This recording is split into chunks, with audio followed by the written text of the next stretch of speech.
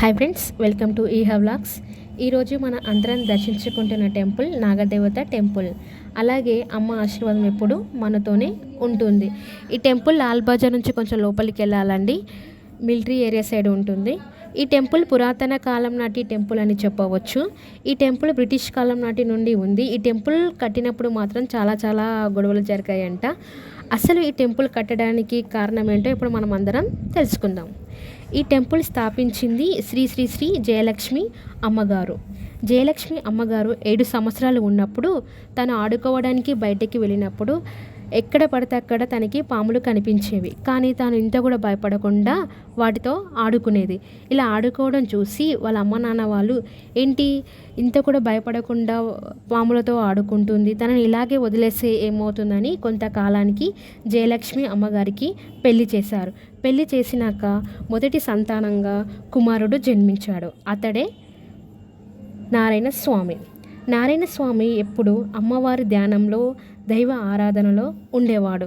9 సంవత్సరాలు ఉన్నప్పుడు అకస్మాత్తుగా చనిపోయాడు. జయలక్ష్మి అమ్మవారు అప్పుడు అమ్మవారితో, నేనెప్పుడు నిన్నే పూజిస్తాను, నా కుమారుడు నీ వరం వల్ల జన్మించాడు, నాకు ఎందుకు ఇలా జరిగింది అని అమ్మవారిని నిందించింది. అప్పుడు అమ్మవారు కలలో కనిపించి, నువ్వు అదేవిధంగా నారాయణ స్వామి దైవ ఆరాధనలో ఉంటారు కాబట్టి తనని నాలో ఐక్యం చేసుకున్నానని చెప్పింది. నువ్వు నాకు గుడి నిర్మిస్తే నీ కొడుకుని నీకు ప్రత్యక్షమయ్యేలా చేస్తానని నాగదేవత జయలక్ష్మి అమ్మగారితో చెప్పింది. అప్పుడు జయలక్ష్మి అమ్మవారు గుడిని స్థాపించడం స్టార్ట్ చేశారండి. అసలు మనము టెంపుల్కి వెళ్ళేటప్పుడు మాత్రం మొత్తం నాగదేవతలే ఉంటారండి. ఎక్కడ చూస్తే అక్కడ నాగపాములతోనే ఉంటుంది. ఇంకొకటి ఏంటంటే, జయలక్ష్మి అమ్మవారు ఇక్కడే జీవ సమాధి అయినారండి.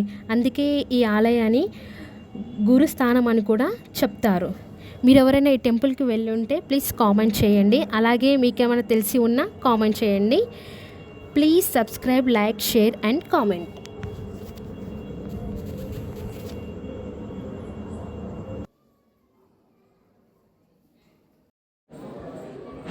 మరియు ఇక్కడ నమ్మకం ఏంటంటే, ఇక్కడ అమ్మవారి విగ్రహం ఉంది కదండి, ఇక్కడ 1 రూపీ కాయిన్స్ అతికిస్తారనమాట. మనం అది ఏదన్నా మొక్కుకొని అతికిస్తే అది అవుతుందా లేదా అని నమ్మకంతో అంటారు.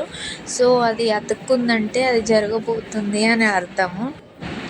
అలాగే ఇక్కడ ముడుపులు కూడా కడతారు.